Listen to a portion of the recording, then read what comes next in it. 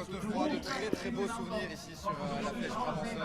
Content d'y revenir, on peut l'imaginer. Ouais, c'est ça, je suis content de revenir ici et c'est vrai que c'est une course qui me correspond bien, où je prends souvent du plaisir avec des enchaînements de montées pas trop longues, assez pentues, avec peu de récupération, mais il y a quand même de la récupération entre chaque montée. Donc c'est vraiment une course où souvent j'arrive à prendre du plaisir et j'espère que ce sera le cas aujourd'hui.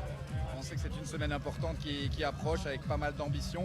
Une équipe avec beaucoup de coureurs qui sont blessés aussi, mais l'équipe alignée aujourd'hui est très très forte malgré tout. Ouais, c'est ça. Je crois que malheureusement c'est la saison qui est faite comme ça pour le moment pour l'équipe. Il y a beaucoup de blessés, on a eu beaucoup de blessés dès l'Australie et là ça continue avec dernièrement Isaac au Pays Basque et même Yann Christen sur ces profils-là qui peut être très important. Et c'est la clavicule à Milan-San Remo, donc beaucoup de blessés, mais là on est une belle équipe avec Tim qui revient, Florian qui est en pré-vac, qui a encore une course à faire mais qui va bientôt partir en vacances et je pense que ça va lui faire du bien après une belle campagne de classique et je suis là aussi pour prendre le relais.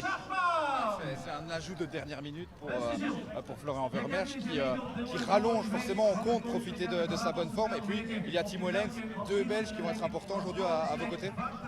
Oui, bien sûr, c'est les deux Belges importants à côté, dans l'équipe, ouais, bien sûr, pour le résultat aujourd'hui. Après, c'est sûr que Florian a de la fatigue, surtout après sa grosse chute à Roubaix. Donc on va voir comment les gens me répondent, mais dans tous les cas, il aura bien mérité ces petites vacances après aujourd'hui. Une équipe un peu différente, du coup ça change votre rôle par rapport à ce qu'on s'attendait en début de saison, notamment quand on a planifié ces courses? Oui et non, parce qu'en début de saison, j'espérais arriver là en forme. Je pense que c'est plutôt le cas. Je sens que la forme arrive, même si après le Tour des Flandres, j'ai chuté là-bas. Et voilà, j'ai quand même mis un peu de temps à m'en remettre, mais voilà, ça ne change pas forcément énormément le plan. C'est juste que c'est toujours plus facile de bien manœuvrer un final quand on est plusieurs cartes et bon là aujourd'hui on est quand même plusieurs, mais c'est sûr qu'une arrivée comme à la Flèche Wallonne c'est toujours bien d'avoir un Isaac Del Toro ou un Yann Christen avec soi et bon là ça sera différent, mais on est quand même ambitieux et on espère bien faire. Ouais, juste sur aujourd'hui, vous la connaissez très bien cette course, vous l'avez gagnée, vous avez fait podium plusieurs fois. Il y a un plateau peut-être un peu différent des autres années. À quoi s'attend et qu'est-ce qu'on aimerait voir comme type de scénario aujourd'hui?